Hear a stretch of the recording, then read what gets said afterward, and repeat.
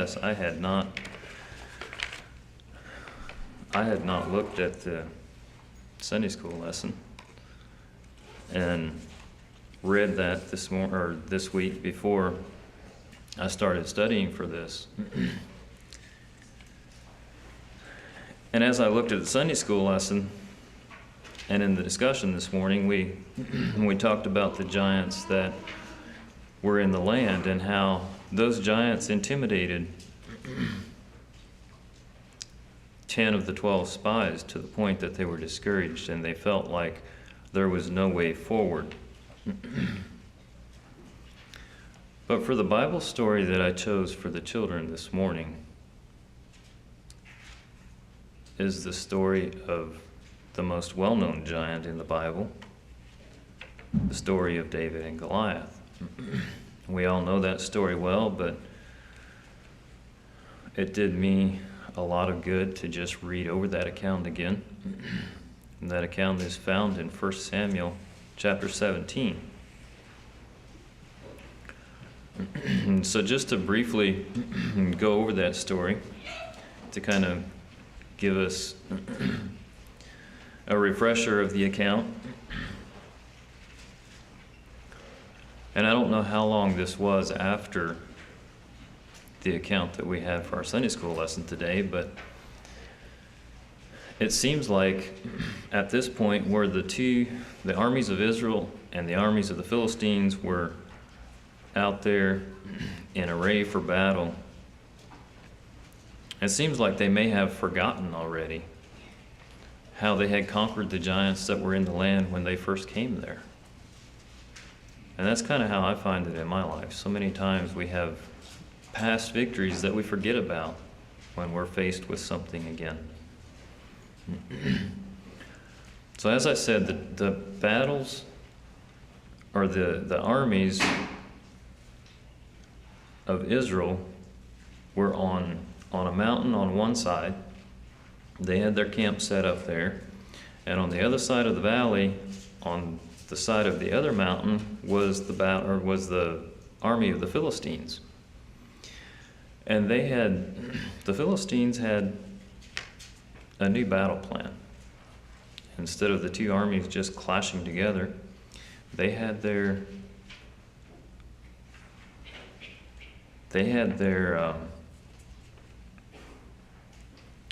superhero, you might say. They had this soldier, their champion, that they sent out there.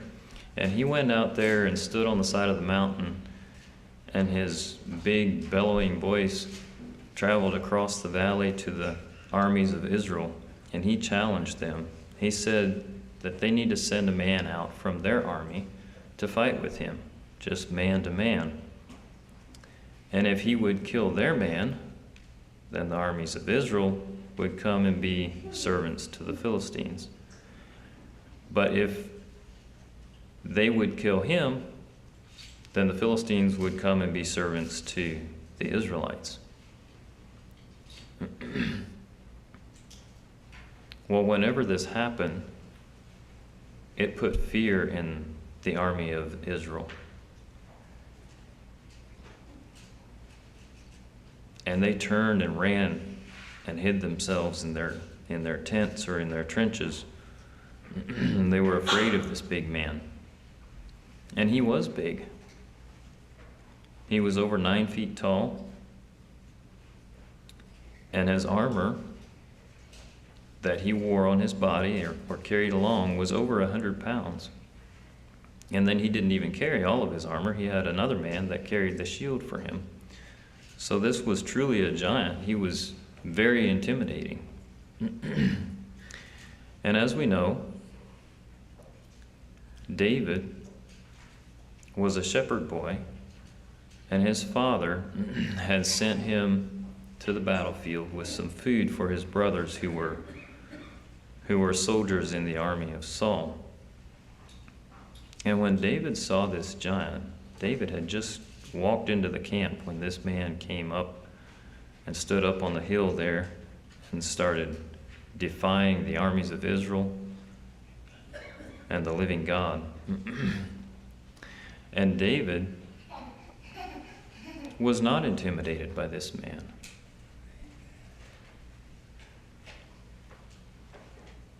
He had been taking care of the sheep for his father, and there was a lion and a bear that came to take one of the sheep,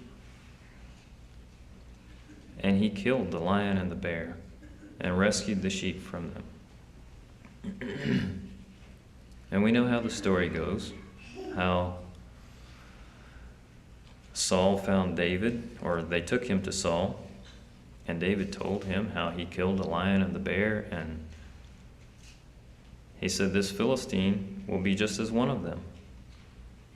So then Saul took his armor and he put his armor on David, and David was just a young boy. He was nowhere near the size of Goliath. But he put his armor on David and gave him his spear and put his sword on his side and told him, the Lord be with you. And David starts walking out towards the giant, and he didn't get very far. He stopped. And he took that helmet off of his head. I imagine the helmet was probably too big for him. It might have even come down and almost covered his eyes to where he couldn't see where he was going. He took it off of his head and put it on the ground, and he took the armor off. He laid the spear down. He laid the sword down. He said, I can't go with this. I'm not used to this. And then he took his shepherd's bag and his slingshot. And he went on down the hill. He stopped at the creek. And he looked at the rocks there in the creek bed. And he chose himself 5 smooth, round stones that were just the perfect size for his slingshot. And I'm sure David had used that slingshot a lot. He knew exactly what size stones that worked the best. So he picked up 5 stones and put them in his shepherd's bag. And he had his shepherd's staff in his hand. And then he walks across the creek and starts up the hill towards this giant. And I don't know, was Goliath sitting down while he was waiting for a man to come out? But it says that he got up and he saw David. And then he said, what am I, a dog, that you come to me with a stick? He told David, come up here and I'm going to feed your flesh to the birds of the air. And we know how the story goes. David told him that he's coming. Goliath is coming to him with a spear and a sword. But David is coming to Goliath in the name of the Lord of hosts. And David put a stone in his sling, and he threw the stone and hit the giant in the head, and the giant fell to the ground. And then David didn't have a sword. So he ran up to Goliath and took Goliath's sword from his side and cut off his head. And when the armies of the Philistines saw that their champion was dead, then they were afraid. Then they turned and ran.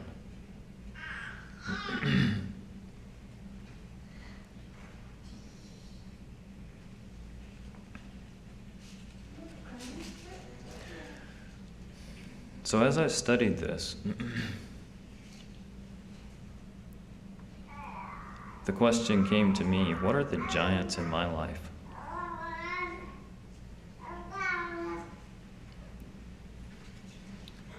And there was a man that once went to the doctor, and he told the doctor, he said, I just have excruciating pain all over, everywhere I touch, just hurts terribly from the top of my head to the bottom of my feet. And the doctor looked at him and he said, well, that's kind of strange. Normally when his patients come to him, he has at least a centralized location where the pain or the problem is, and it's easy to diagnose. So he told the man to touch his head. So he touched his head, and he said, oh, that hurts. And he said, touch your shoulder. So he touched his shoulder. And he said, oh, that hurts too. The doctor said, well, touch your knee. So he touched his knee.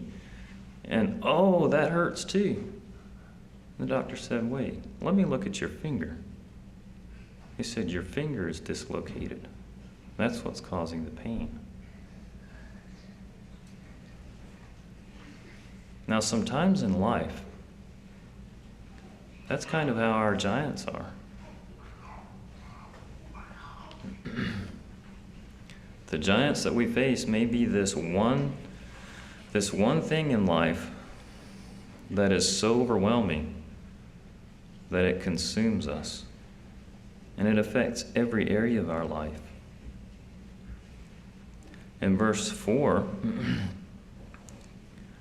it says, Goliath of Gath whose height was 6 cubits and a span. He was huge. And that's how the giants are in our life. They're huge.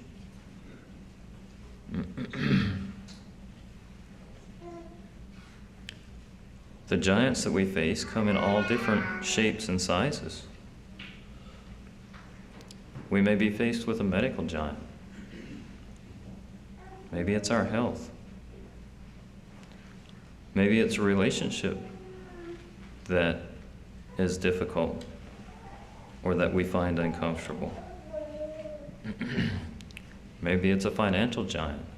Maybe we had a financial loss, or our finances are so that we don't know where the means are going to come from to supply our needs. Or maybe it's some sin in our life that we're struggling with, and it seems we just can't quite have victory over. Giants can come in many different ways.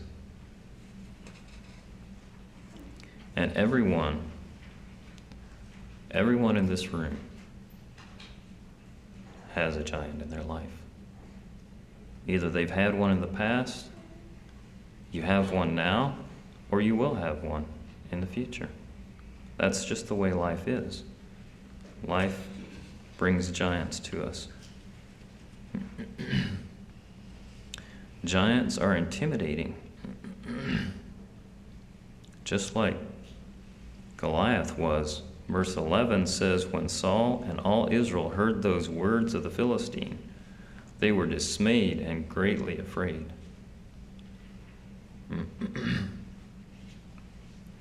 Verse 24 says, and all the men of Israel, when they saw the man, fled from him and were sore afraid. And that's how we find giants. Every time we think of them, it strikes fear in the heart of our very being. It can be immobilizing for us. It can prevent us from moving and operating normally. It consumes our thoughts and controls our actions. It takes control of our whole life.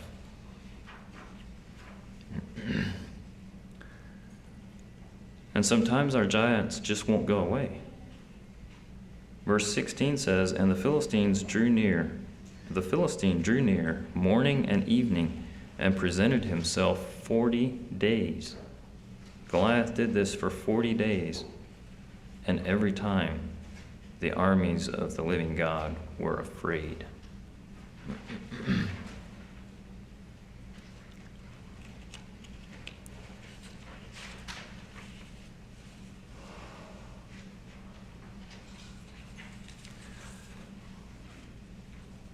Another thing that giants do is they show up when we are at our lowest points.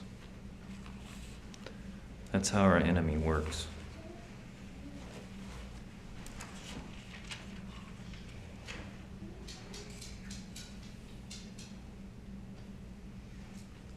In verse 20, David had just come to the battlefield.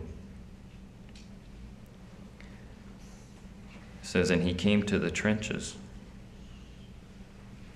as the host was going forth to fight and shouted for the battle. They were in the trenches. Goliath was up there with his big bellowing voice and his tall stature. And the armies of the living God were in the trenches. Do we find ourselves sometimes in the trench of discouragement, and fear. It's easier to run and hide than it is to face our giant. And that's exactly where our enemy wants to keep us. But if we are going to be victorious and overcome our giants, defeat our giants, we can't just cower in fear and hide. So how do we overcome our giants? We know that David killed the giant, but how did he do it? As I studied this, I noticed how there was quite a number of things in David's life that prepared him for this moment. David didn't just show up without preparation. He didn't know he was going to face a giant that morning when he left the sheep and took the food to his brothers. But there were other things in David's life that prepared him. So I made a list of some of the things, some of the qualities that we have to have in order to defeat the giants in our lives. And the first thing that I noticed was, if we want to kill our giant, we must be submitted to our authority. In verse 20, it says, "And David rose up early in the morning and left the sheep with a keeper, and took and went as Jesse had commanded him." He was obedient to his authority, to his father. And let's remember that, I don't remember now, was it in chapter 15 or 16, but just a few chapters before this, Samuel had anointed David to be king of Israel. And if I'm not mistaken, I think David was 17 years old at this time. Teenagers especially sometimes have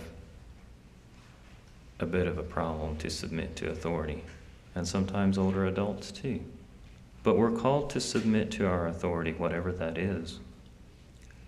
David could easily have said to his father, who do you think you're talking to? I'm anointed to be the king of Israel, and you're asking me to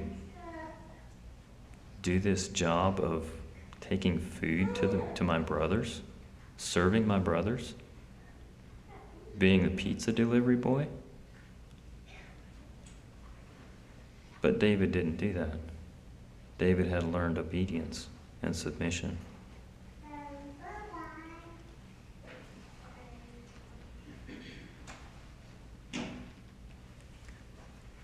And to the children and youth, as you grow and mature, be submitted, be obedient, and be responsible. David showed that he was responsible here. In the beginning of the chapter, in chapter 17, it says that when the armies had gathered, it sounds like David was there too. But it says he went home to care for his father's sheep. And then later his father asked him to bring this food. David knew his responsibilities. I imagine David's father had probably made him responsible to take care of the sheep at home because his brothers were away. And then in verse 20, it says that he rose up early in the morning and left the sheep with a keeper. He didn't just take the day off and leave the sheep to go do this other job. He made sure that his responsibilities at home were taken care of. And then again, that's something that obviously David had learned early in life. Because at this point, I don't think he was still considered a youth. I would say, from what I could find, he was probably 17 years old.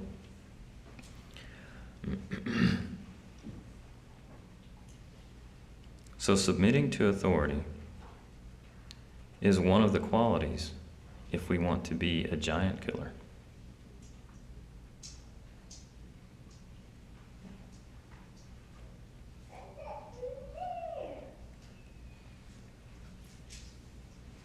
You have to be under the authority of God, under the authority God puts over you,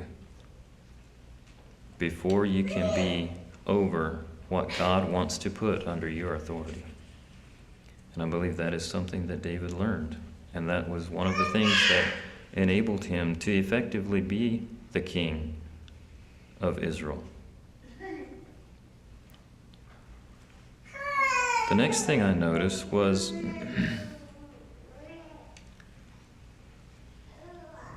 David recognized the giant that he faced for what he was. Verse 26 says, "And David spake to the men that stood by him, saying, What shall be done to the man that killeth this Philistine, and take away the reproach from Israel? For who is this uncircumcised Philistine, that he should defy the armies of the living God?" I believe most of the soldiers in Saul's army, when they looked at Goliath, they just saw this enormous man with a lot of strength and huge weapons, and they were fearful. When David looked at Goliath, he saw an uncircumcised Philistine that was defying the armies of the living God. He even told Saul that Goliath will be just like the lion or the bear that he killed to save his sheep. But David recognized that Goliath was defying his God, and David could not stand still.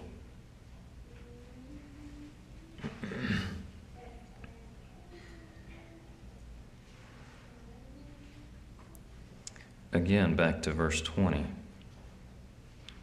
The last part of verse 20. "As the host was going forth to fight, and shouted for the battle." Giant killers, rise up and don't be silent.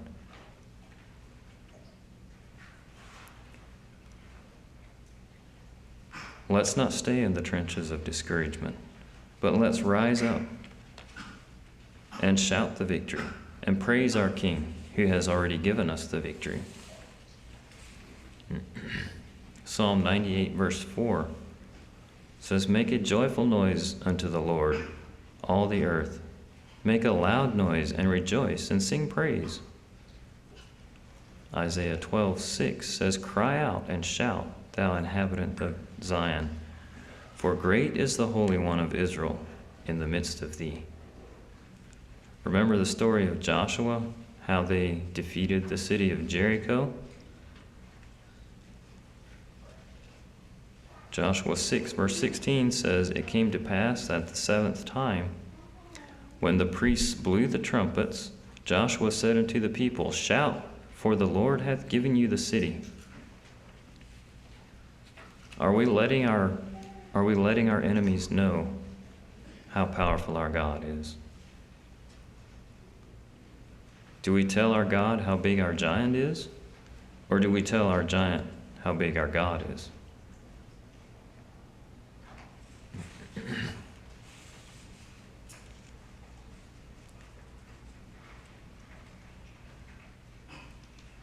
If we're going to kill giants, we must also be focused on the reward. David asked what the reward is for the man that kills the giant. Verse 26, "And David spake to the men that stood by him, saying, What shall we do? What shall be done to the man that killeth this Philistine, and taketh away the reproach from Israel?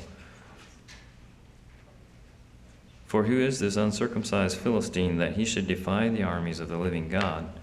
Verse 25, "And it shall be that the man who killeth him, the king will enrich him with great riches, and will give him his daughter, and make his father's house free in Israel."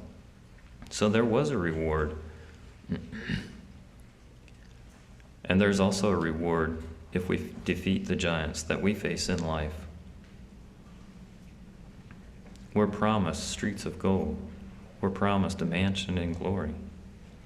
And it will be worth all the battles that we face in this life.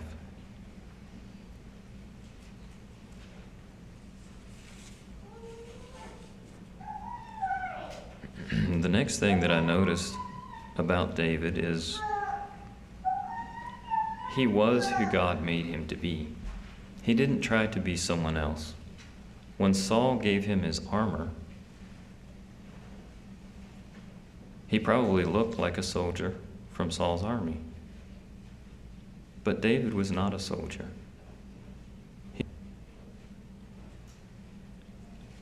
And he knew this wasn't going to work for him. He wasn't familiar with it. He hadn't tried it. So he went back to what God had made him, a shepherd boy, with a shepherd's bag and a sling and a staff.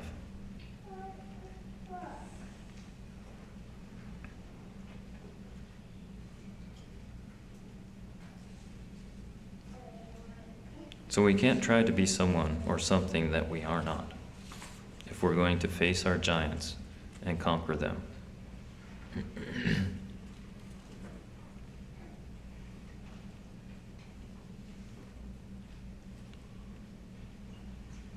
Giant killers use what God has given them. Sometimes when we face giants, we're tempted to think that we don't have the tools that it takes for this job. We're not qualified, or someone else is more qualified. I faced that giant last week when Dwight texted me and asked me if I could share a message today.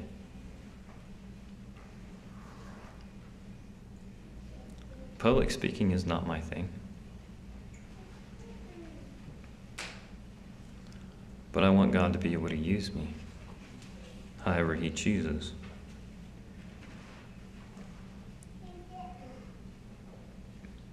So many times when we are assigned a task, and maybe this is more of a thing that guys face, this job would be so much easier if I just had the right tools for the job. But God gives us the tools that we need to accomplish His work. The talents that He gives me are for His glory.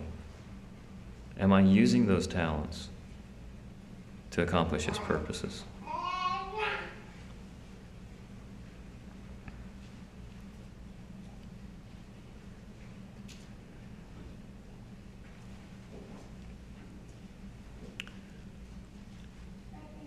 In closing, I'd like to just recap on the points that we made here.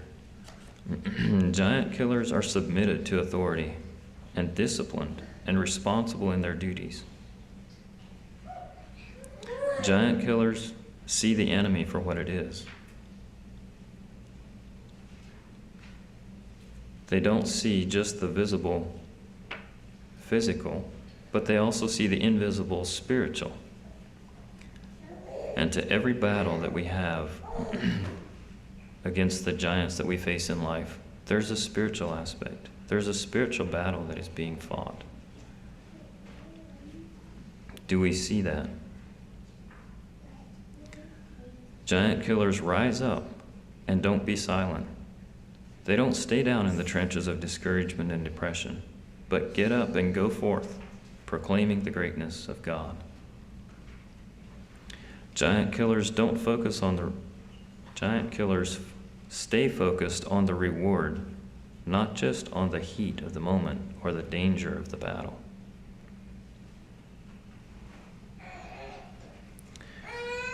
Giant killers are who God made them to be. Don't try to be something you're not.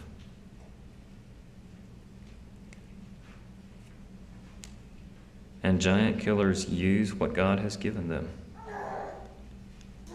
Be willing to serve God with the talent He has given you.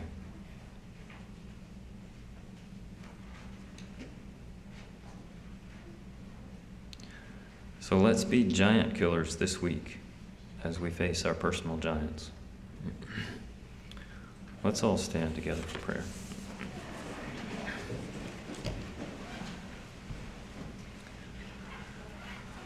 Father God, we come to you